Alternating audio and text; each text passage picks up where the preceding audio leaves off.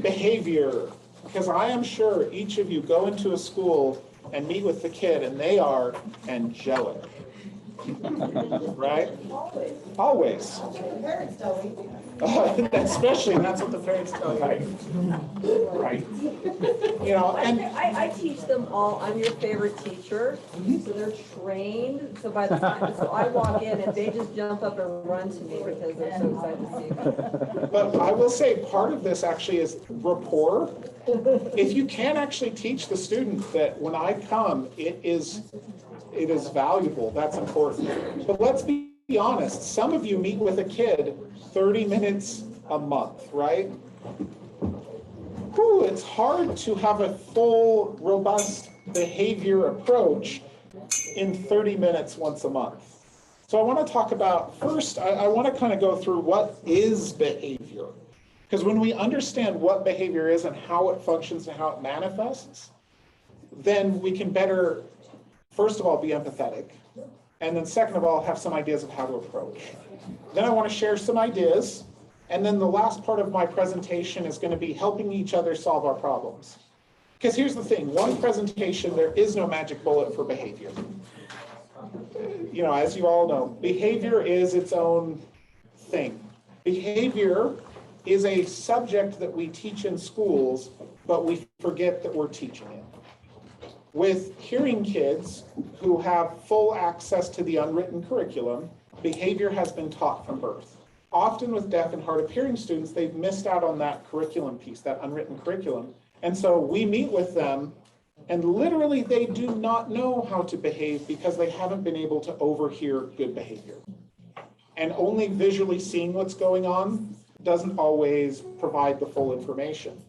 And so we will spend a child's entire educational career teaching them what good behavior is. It's part of that self-determination piece that I was talking about. Okay, so first of all, what is behavior? Does anybody know what this pyramid is? Maslow's hierarchy. Maslow's hierarchy of needs. Okay.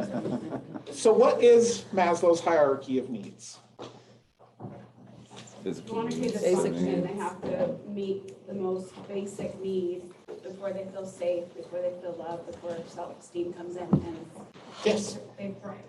But it has to take the baseline or the bottom needs have to be met first. Right. Our basic needs have to be met before we can move on to higher needs. Now, real life, everything's a jumble, everything's quite gray. This is a very neat and tidy and pretty thing. However, it makes sense.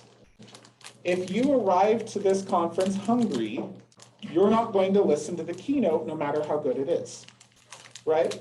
If you're feeling ill, it's hard to listen. That's okay, that's human.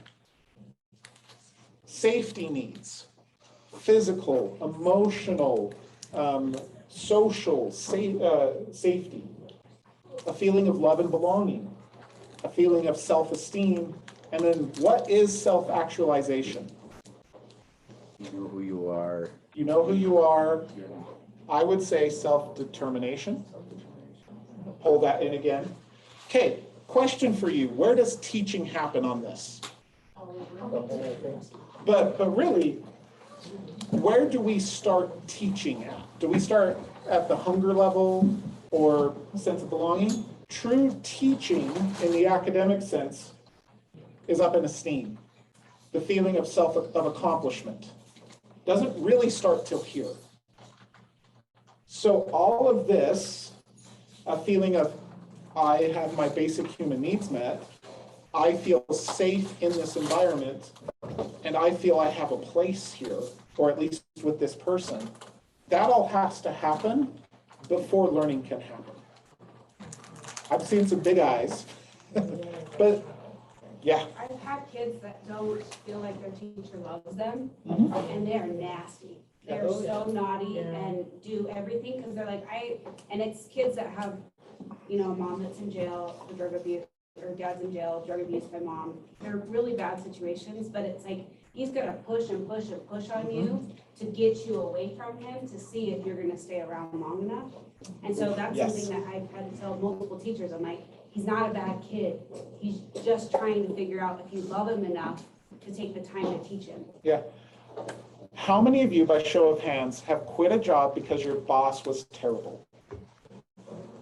Yeah? Can a kid quit their job? No? So they're going to act as if they're quitting in some kind of behavioral way. For a lot of us, and especially in this last 4 weeks, I found that I have to address the yellow in probably more than 50% of my individual, Yep. students' cases to reconnect with them or introduce them to, guess what, you're awesome. Whether you end up getting these goals or not, I still think you're awesome. Yeah. I'm And here for you. Their eyes shouldn't be too big. I Yeah. teach a bunch of these people, man. We go over this 100 times. yes. If you're able to get training in something like the MAT system, they go much more in depth. In fact, I'm going to be teaching the crisis cycle on the next slide. Like, some of these eyes shouldn't be too big. Now, language, where does language fit? Especially like ASL language for those that's the language modality they need. Yeah. All of them. Language is a fundamental component of all of this because it is a basic human need to be able to communicate. We have a term for kids who can't, and it's feral. And feral kids make the news because it is a huge devastation of an entire person's life. And yet all of us in this room, our job is dealing with some kids who are basically feral because they have not been given what they need. And then we come in and we're trying to work on that. Feeling safe, language, feeling a sense of love and belonging, yeah. Feeling a sense of self-esteem and being able to interact, yes. Being able to decide who you are. Language is fundamental to all of this. And so all of this baggage, you have 30 minutes a month to fix. Because the teachers don't know how. And it's not their fault. They have 30 other kids in the classroom, and you're brought in as a specialist because you are specialized. Whew, okay. But here's what you need to understand. All behavior, all of it, is simply an expression that something on here has not been met. That doesn't mean that how the kid's behaving is how that it should be met, but it means there is something in their life, there is a need that is not being met. That's why kid whose parents are going through a divorce break down, because their sense of love and belonging is gone. This is why the gifted kid, the kid who has the most beautiful ASL you've ever seen in your life, is picking on another kid in the class because they're not feeling self-actualized. All behavior is, and if we can figure out what that is, okay, sometimes that's really, really hard. If a student has additional disabilities, they're deaf plus, especially autism, we may never truly know what the need is. But that doesn't mean we don't try. That just means that, okay, what's going on? And maybe I can have just a little more empathy about. Even when you bring in the school setting, I'm just saying, I have written one behavior plan where I actually have said, I don't know why this behavior is occurring. I could not pinpoint it. Yeah. And I've written a behavior plan like that. Yes. Can I just say too, I think each of these things looks different in a physical environment versus an online environment. Yes. And I think not only is that hard for kids to figure out how to navigate, but even as adults, we're figuring out how to navigate. How do you show love and belonging online versus in a classroom? Because it looks so different. Yeah. Because the people online right now are wonderful people. Shout out to Valin online. They do not feel the same sense of love and belonging that you do in the room, even though I'm the exact same speaker. Even though I can look in the camera and make eye contact, it's not the same eye contact. So yes, that's why I'm going to throw out there, rapport building has to be part of your plans. can't remember who said it over here, I think it was you, was saying that that's a lot of what you work on, is that relationship. Now, when you have relationships, when you have rapport, then you can start focusing on those other things. And sometimes you might be the one who can uncover from the kid what the problem is, so that then others at the school can then address that. The crisis cycle. How many of you are familiar with the crisis cycle? Okay, some. People didn't raise their hand. So the crisis cycle is the way that the MANT system defines how behavior manifests. So I'm going to kind of talk through these different pieces. Again, this is not MANT training. If you go and get the MANT training, it's 2 days, but it's beautifully and in-depth. If it's from Heather, it's rocking it. And we're actually doing one in St. George. Actually, I'd never. Yes. I don't need more people. MANT. It's a guy's last name, M-A-N-D-T. MANDT. MANT. USBE provides trainings throughout the state. Just send me an email. I can forward. Yeah. So USBE provides trainings, and I believe it's free, but don't quote me on it. It's free from the state of Utah. A lot of districts provide it. There's places to get it. So through this, there are 3 actions I'm going to be talking about. There are 3 things you can do at any given time. You can engage, listen, or protect. Those are kind of the 3 things. Now I'll tell you where those came from. It's from a boy, it's from a book written by, who was a boy, a man now named Martin Pistorius. Not Oscar Pistorius. Different. People question that. They're like, wait, I thought he was a cyclist. No, Martin Pistorius was a young man that suddenly one day became a vegetable. Like, body issues, he was gone. And his family's like, well, whatever this disease was, our son's a vegetable now. And so, but here's the thing, he wasn't. He was still in his head, but his brain could not tell his body what to do. So, for the next 12 years of his life, he was treated as if he was a vegetable. Because the parents didn't know. How could they have known? And anyway, so he talks about the 3 furies of trauma. And he told stories of how one time he tried to kill himself, but he didn't have the bodily strength to put his head into the bag to suffocate. He didn't even have the choice of suicide, to commit death by suicide. Well, rough life. He ate cold prunes and custard every day for lunch. Couldn't stand it. He said he felt that in a room full of people, he was completely alone. And so the 3 furies of trauma are that isolation, fear, and frustration. And then finally, little things started happening. His parents went to workshops, met with somebody who was in a wheelchair who said, oh, sitting in the exact same position for hours really hurts. So after that, they kind of looked at his body language, and if he seemed uncomfortable, his dad would come over and reposition him.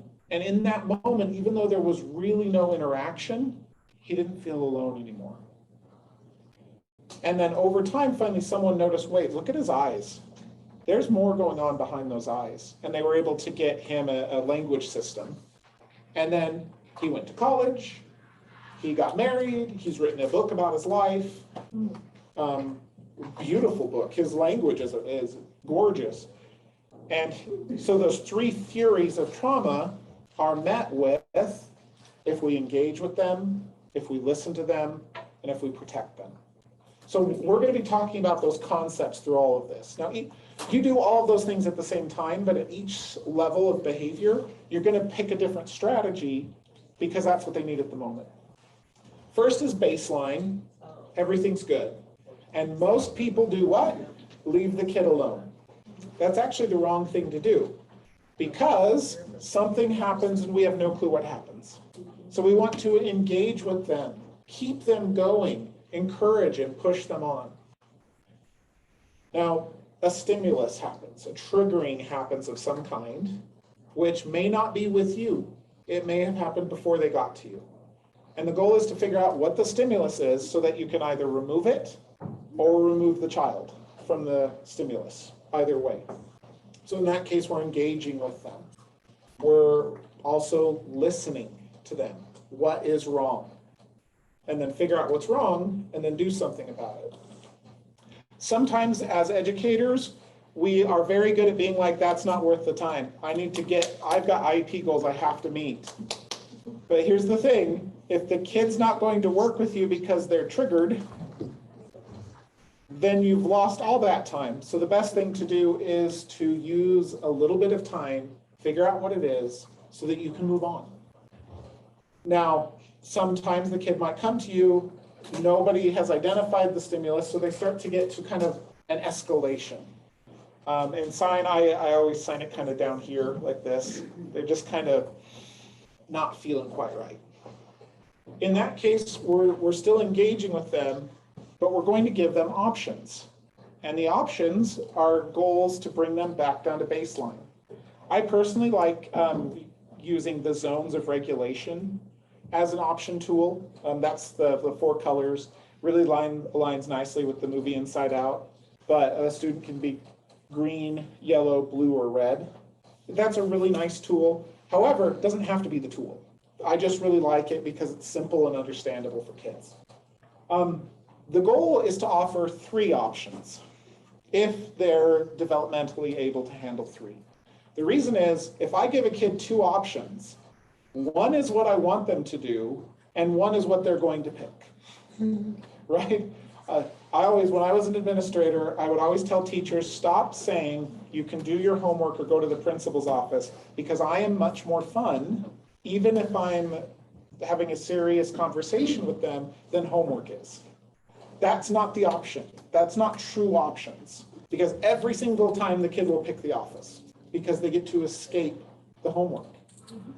What's better is to give 3 options of a short-term something that they like to do. Go get a drink at the water fountain. Go in the back and squeeze the squeezy pillow. Draw. And you have 5 minutes, maybe use a visual timer. And then when it's done, we can come back. Now again, as educators, we're like, no, they've got to do it. They've got to learn how to do it. Well, that's cool. But I remember telling a teacher one time, they had a student from the islands. And this student did not care about the American Revolution. They just didn't care. It had nothing to do with their life. And so I told the teacher, hey, how about you take 5 minutes at the start of every class and say, okay, we're going to learn about this thing that happened in 1774. We're going to be talking about the military of the, whatever. What do you think the military looked like on the Pacific Islands at that time? And then make a quick comparison, look up some pictures, and then you go and you talk about what you need to, the topic for the day of the American Revolution. Talking about the 3 branches of government. What are the branches of government in the past or in the present in Samoa? Teacher told me no, I'm not going to do that.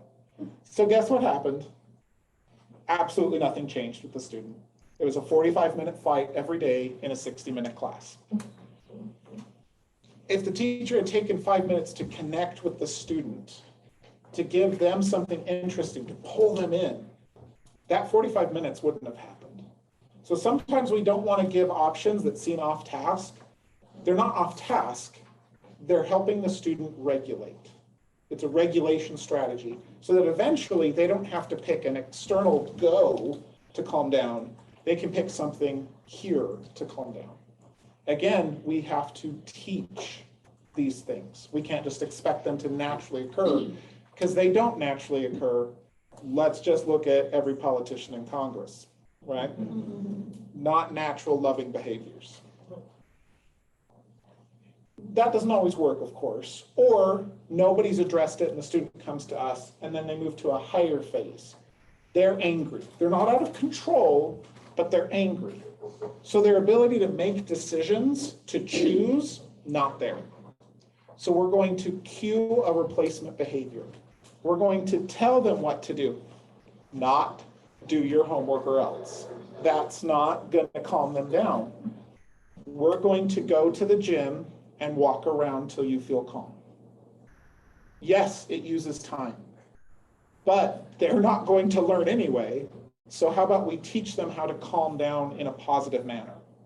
So, and again, maybe that doesn't work. At the top is crisis. The student is out of control. They see red. And in that moment, chatting with them or talking to them isn't going to do anything. In that moment, we need to protect them, protect myself, protect other students. That's going to look different in every situation. But in the end, every single desk can be replaced. No matter how fancy the TV that they're trying to put their hand through, it can be replaced. Human life, human connections, that's hard to replace or impossible to replace. And so we want to protect the humans and focus less on the physical stuff. Try and keep them safe. Preferably, you're going to be able to take them to an area like the open gym that they can run around and scream and get mad and then be able to express that, get past that point, which heads to a de-escalation. And what we're going to do, it's very similar. We're going to, they use a different phrase here, which I think is funny, but it's the exact same thing. Engage to structure the cooling off period. Cue a replacement behavior is what it is. We're going to still give them structure to help them calm down. Then we go down to a stabilization. Okay, they're calm. Now we can start to talk to them. What's wrong? What happened? If we try before that, we're just going to make them angry again. So we have to be patient. We have to model neutral teacher face until they're finally at a place where they're calm enough that we can be like, what's wrong? What can we do next time? And then a lot of kids, especially young kids, post-crisis drain, they are then exhausted, both physically and mentally. Because it's not just the mental process they've gone through, their little bodies have actually gone through a physical fight, flight, freeze response. So they're going to be tired. Some kids even fall asleep after that. I've had middle schoolers and high schoolers who absolutely blew up, who then go to my office, we're talking about things, and they just glaze out and lie down on the floor and go to sleep because they're physically exhausted at that moment. So what we're going to do is keep listening, keep supporting. Now notice there's these arrows across the middle. You do not have to go to crisis every time. Our goal is, and honestly with a lot of kids, it's crisis every time. They go through the whole cycle. And our goal in 2 to 3 years, maybe, to be honest, especially if we're only meeting with them a little bit every month, is to get it to where they're escalated and move over and down. And then by the time they graduate high school, we've got them where they can be stimulated, be triggered, and then they can work themselves over and down. It may take their entire 3-year-old to age 22 to get them to learn these behavior concepts, especially if it's a kid we only meet with 30 minutes a month. And I actually just listened to a podcast yesterday about learning from history. By the way, if you don't know who Sharon McMahon is, you are missing out. That lady is wonderful. America's government teacher. She is fantastic. And she's got a podcast called Here's Where It Gets Interesting. Yesterday, she had somebody on who was talking about what you can learn from history. And one of the things they pointed out is women's suffrage took 100 years. Literally, you talk about the generations of leadership. Because it wasn't one generation, it was multiple generations. So there were wonderful, powerful women who died without realizing the dream of suffrage. But it happened. And so history teaches us that sometimes the fight is worth it. Sometimes the work you do is going to pay off for someone else, especially elementary. Elementary plants the seeds that high school teachers like I used to be get to reap. I'm sorry, I'm just interrupting, but I have an example of this. A personal example is actually my son was in Jennifer's preschool class, and he was horrible. I mean, he was horrible for everyone. He was a huge challenge. And I wouldn't say he was like the crisis phase kind of kid, but as you're talking, what I'm realizing now, he's 21, he's in college. It is every day I'm realizing these little incremental things like you're talking about that are just taking him years to go from this to this to this to change. He's only internally motivated. You know, I can't do anything to make him do anything. But like when he was in Jennifer's preschool class, she may remember, not remember, so I'll just tell it. But I remember. Don't forget that. Would you like to say what my dear Adam did? But he would just get up and he'd walk off in the middle of circle time. You know, we all know what that is supposed to be like. And he'd just walk off and he'd go over the books and he'd go do whatever. And my impression as a mom was all the efforts trying to get him back. You know, it's distracting the other kids and everything. And eventually one meeting, I remember she just said, I'm just letting him go. And I realized eventually he comes back. And it doesn't take very long, but he just needs his minute and then he comes back.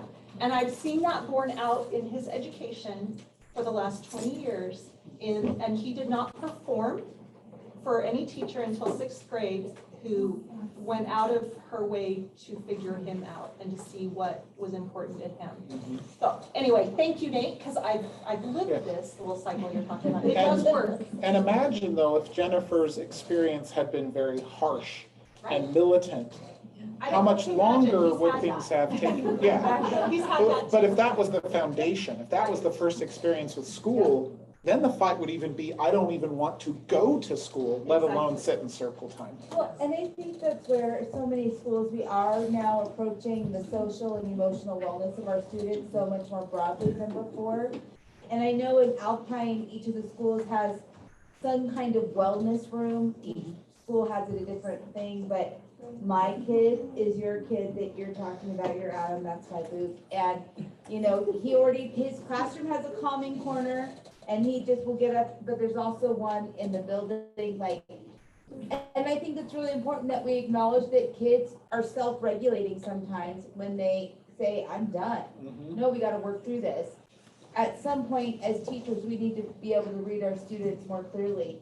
You know, no, they are done. And we need to go and shift gears or step back, give them we need time. It's okay. How many times do you as an adult take a time out in your car and listen to the radio and like scream at it and then, okay, now I can go in. And connecting right with that. So the student is right here. Where's the teacher? They're usually right there, let's be honest, but the teacher is also in crisis. We are human. It's okay to be human. And sometimes we just, I'm gonna make this work. The probably worst experience I ever had as an administrator and a student literally had lost control. The student had other things going on, and so it wasn't exactly their fault that they lost to this level. The parent called it their Incredible Hulk stage. Because the kid was gone. The kid, those eyes were literally not the same kid. And they tried to poke my eye out with a pin. Now, it was little, it was not gonna happen. So I didn't feel like, oh, I'm in danger, I need to get out of here. I was able to get the pin and all the pins in the entire classroom out. The door was locked and being watched by someone else. And they kept being like, do you need to leave? And I'm like, not yet, not yet, not yet. Student stopped being focused on me, went to go rip up some papers, and then it was the perfect time for a switch. I could have stayed. That would have been a bad idea. I went to my office. I called my darling wife and said, this is awful. I ate a cookie because somebody had left a cookie on my desk. 15 minutes was all it took. I was back and ready to go for the next stage and be able to switch people out. If I had stayed, I would have been here. And if I had stayed and started interacting and that same thing had happened again, I'd be here. And if it had kept going, I would have gone into crisis. And what do adults do when they go into crisis around kids? So, well, I'm thinking more, my license would have been in front of the UPAC committee in the state because I would have slapped the kid or improperly restrained them. Right. Because the thing to remember, if you restrain a kid, they can die. And so, and that's easy to do when you're in crisis. So, you're in crisis, or the teacher's in crisis. Part of what we need to do as educators is be able to listen when somebody says, hey, I got this. So I just have a comment about the listening. This weekend I was with my family playing a game, and so I was getting mad, but my brother wasn't listening to me. Well, he seemed like he was listening to me, but I was like, you're not listening to me, because he wasn't listening to me with compassion. And so as teachers, we really need to, when we listen, we need to listen with compassion and not with the wrong attitude. We can't have the wrong attitude of listening. We need to listen and try to figure out where that kid is and have compassion when we listen. How many times as adults do we assign motives to children? Super easy to do with my 2-year-old, especially. He just entered the no to everything testing limits phase and is not sleeping great. It's been fun. So I read online, somebody said with their toddler, every time they're getting ready to yell at the toddler, they hold the toddler's hands so that they can be reminded of just how tiny those little hands are. And that changes it.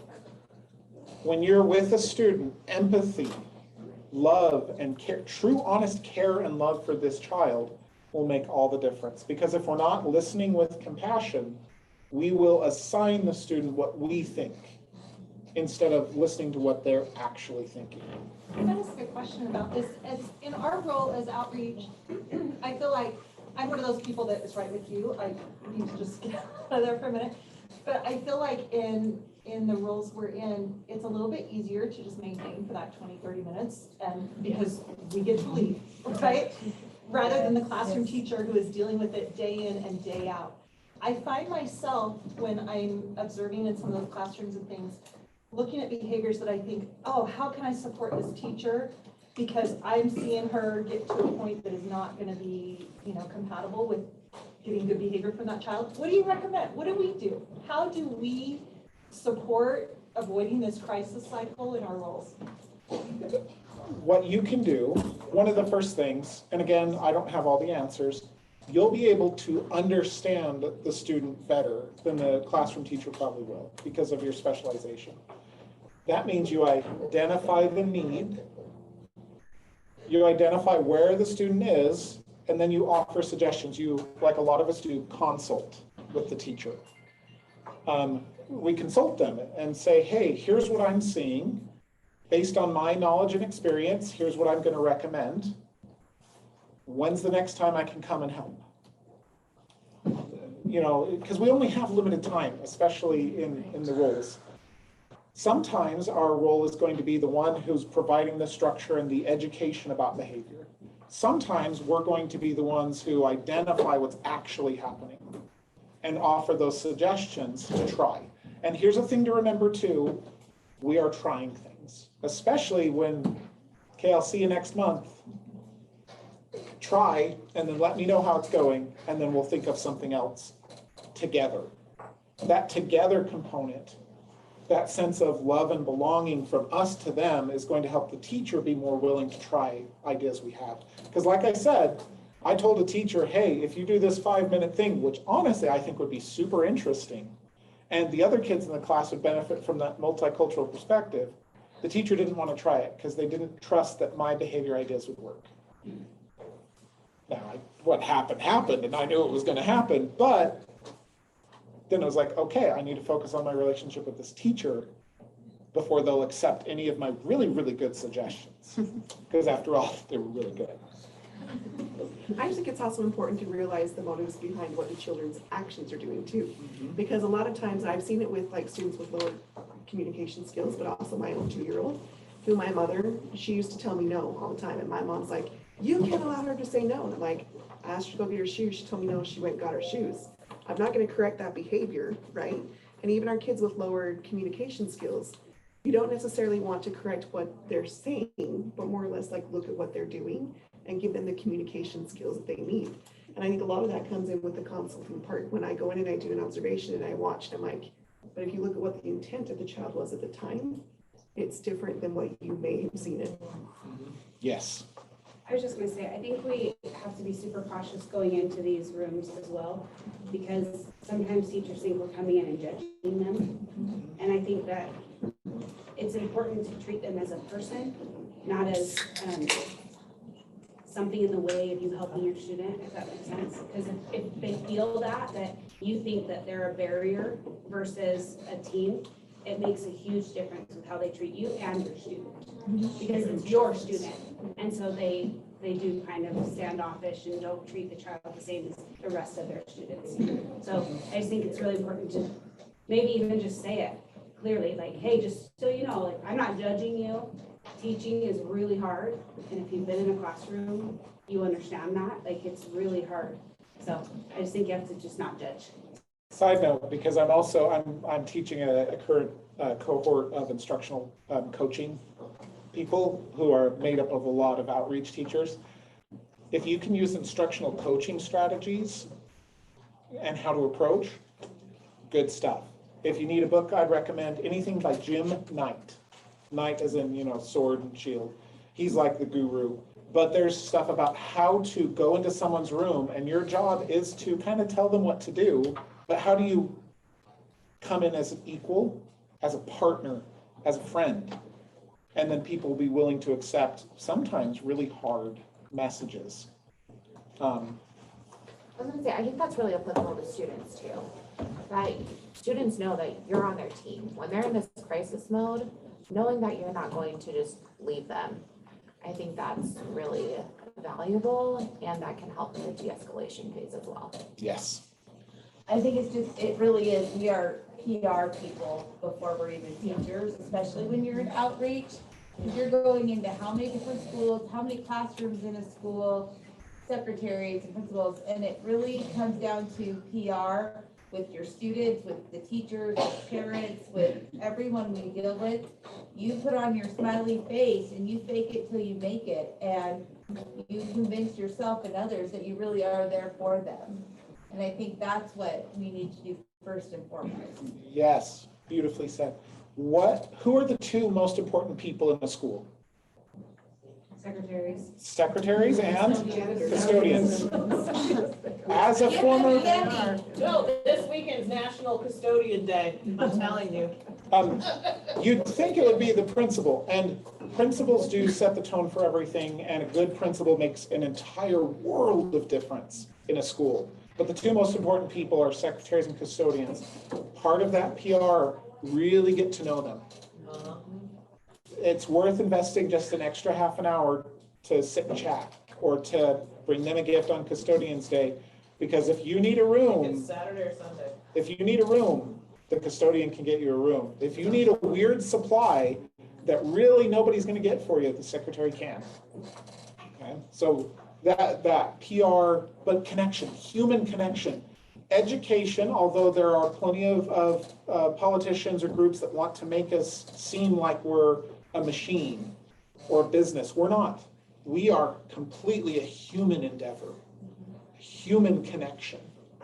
And connecting as human to human, both adults and students, makes all the difference in the world. I was going to add to this with giving them authentic, genuine praise. Sometimes that teacher's working their tail off, and you know that. And if you say, this was amazing you did, they relax. I've seen the teacher's body language is, she realizes I'm trying hard. She sees what I'm doing. I mirror it back to her. And then that positive behavior that I see light up the teacher funnels right into the student. Yep. But the teacher needs to be validated too, that they're trying their best, and you see that. And if it's specific and it's authentic, like, this was great, and I love that, and I love that, and they go, okay, and it empowers them. Authenticity is vital to true relationship. A thing to know as well, to kind of put it on here. So we're putting Maslow's in the crisis cycle, but it's actually not that way. It's upside down. Wherever the student comes in is basically where they're going to start. If a student does not have food at home, they are starting immediate. They are angry the moment they arrive because they're starving. If parents are going through a divorce, they're already triggered. Nobody did anything, and so then the next thing is going to push them higher. Knowing the student and what their life is really important to understanding where the behavior is coming from. Love this chart. I was just gonna say with that, you can model it. And there were days when I was just grumpy. There was no reason for it. It wasn't the kid's fault. And if I'd go in and tell them, hey guys, I'm just not feeling happy today. And I'm just warning you, it's not your fault. You didn't do anything. But if things happen, I will probably get upset and we'll have to do something that's not as fun or something. And it helped a lot because then they knew that I was upset and it would be easy for them to push my buttons and then they wouldn't like the results. And having an adult say that, powerful.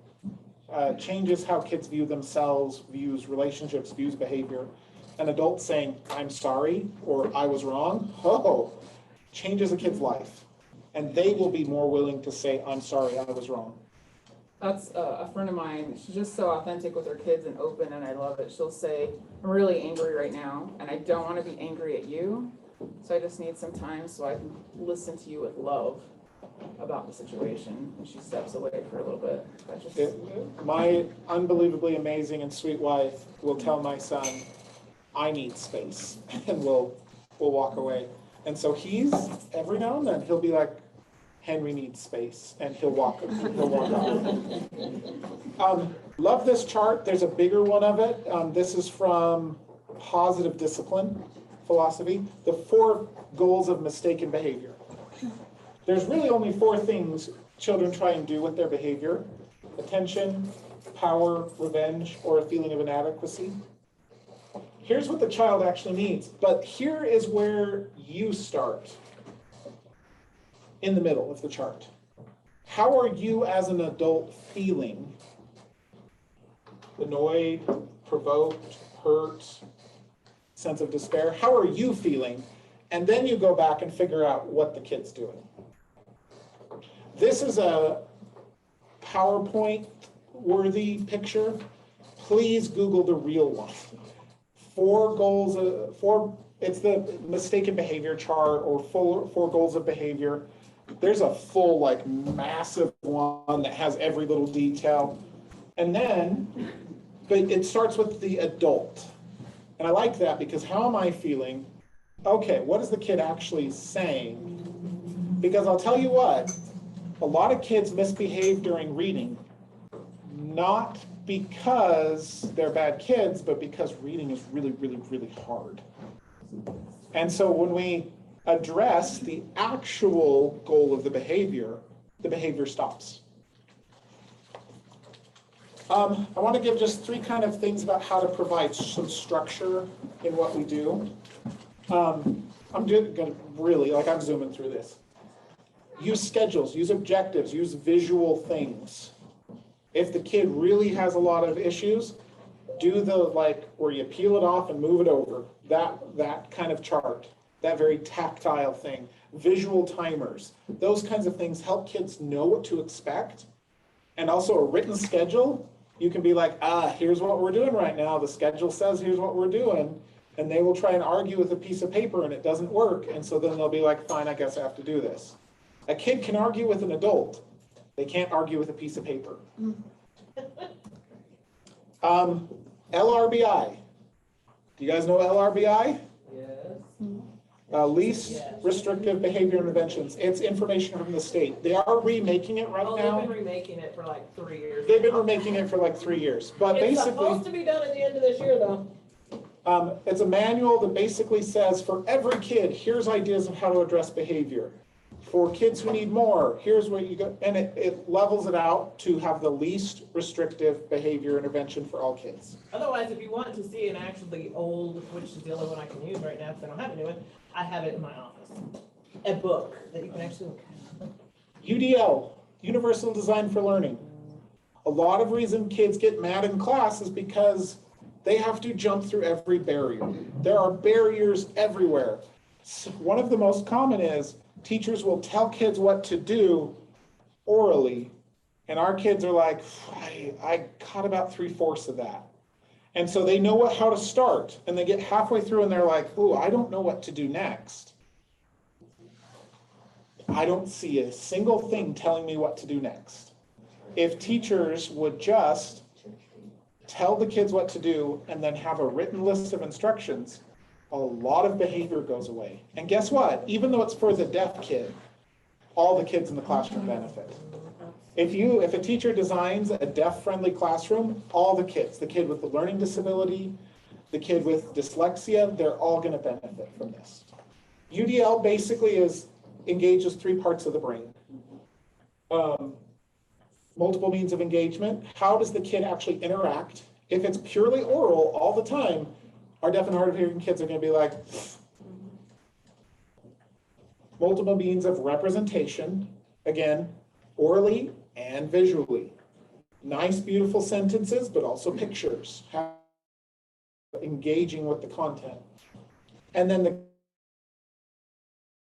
our kids who have speech needs are not going to want to stand up and do an oral report.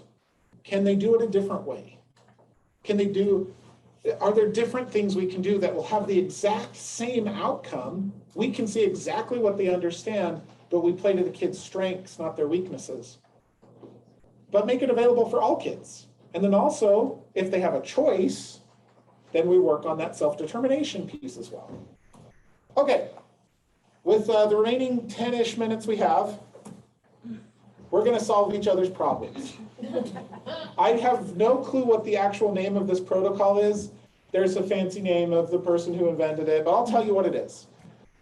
In groups of 4-ish, get together. One person who has a problem they want to solve is going to spend exactly 1 minute just laying it all out there. Then the next minute, the other people are going to just ask questions, not give any advice, just ask questions. Get more information out of the person, get more of what's going on. No judgments, no decisions. The person doesn't need to elaborate, they just need to answer the questions. Then they turn around, so you can't see the people, and then the people in the group, the 3-4-ish people, they're going to talk to each other and solve the problem, or at least come up with ideas. And the person's just going to listen. Don't do the, just listen. All right? And then, you've heard, turn back around and you ask them questions for 1 minute. And then you're done. Every time I've seen people do this, not just for behavior, but anything, somebody's going to say something that you're going to go, oh, I didn't think of that. Because instead of you staying stuck in your own brain, which is so easy to do, you have people who are picking apart from their own perspectives. So, groups of 4-ish, and again, 1 minute expressing, 1 minute of being asked questions, 2 to 3 minutes of just listening to the people talk, and then 1 minute of asking them questions about what they said. Even though you're not sure who said what, but just asking questions. Okay? We've got 7 minutes. Go! I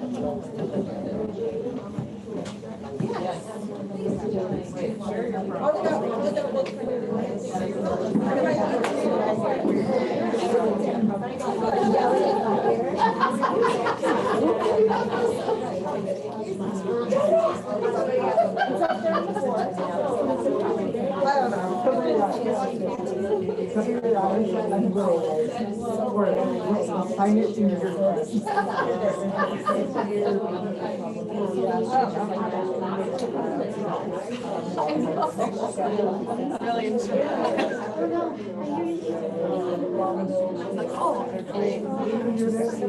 I'm just like, no,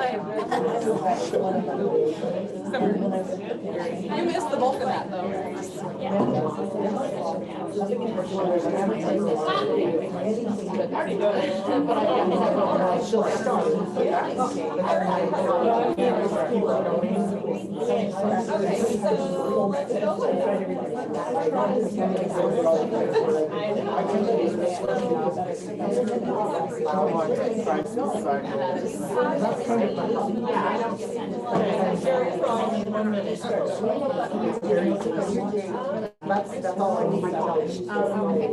So do I jump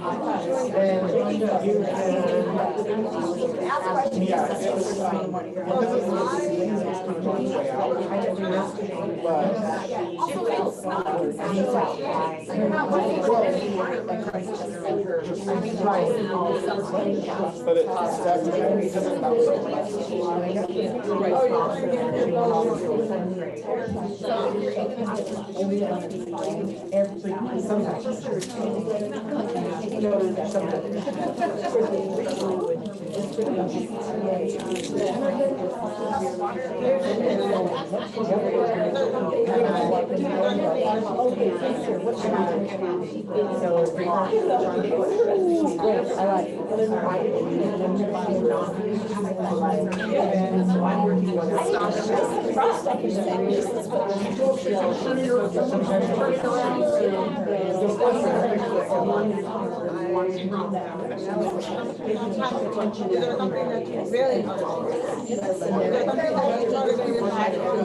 A subject that she really likes.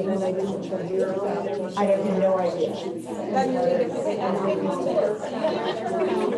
But that's what I'm trying. There's not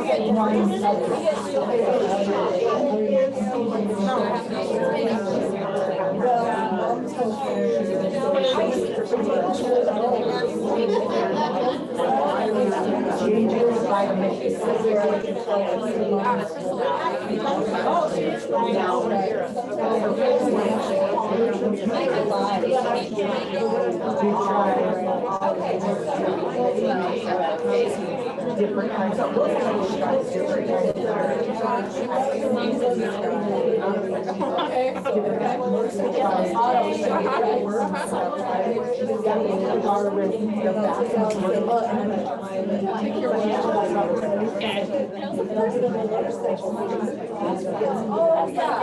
Like a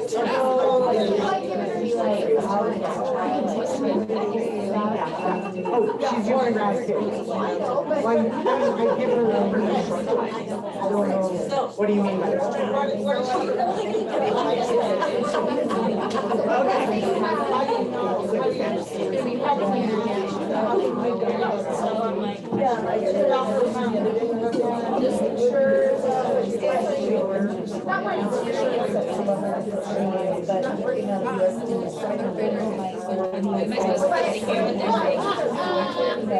in theory, because that's where your ideas are coming from, is keeping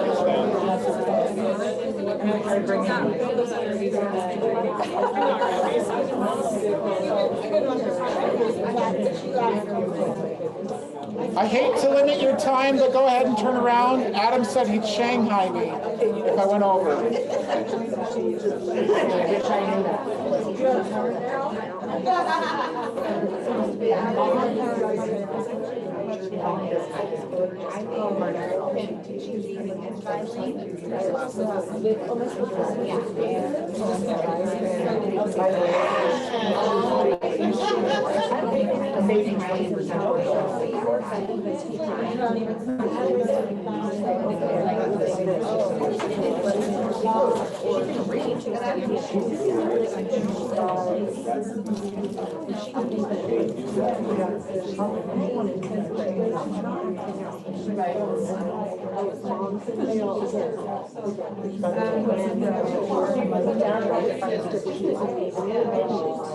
And so part of the work is right now,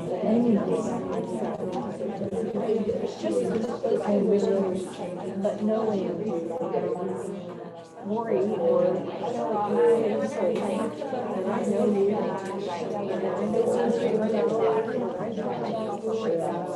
it's really honing in on, and not talking about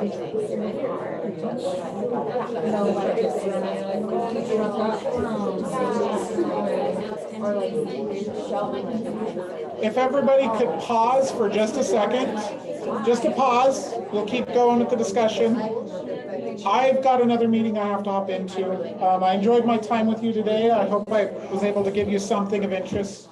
So again, Dr. Nathan Harrison, but everybody calls me Nate. I'm always open to anyone to reach out to me. I do have a weekly vlog during the school year in ASL. It's called 5 Minutes with Nate. So if you, yeah, comes out every Tuesday morning.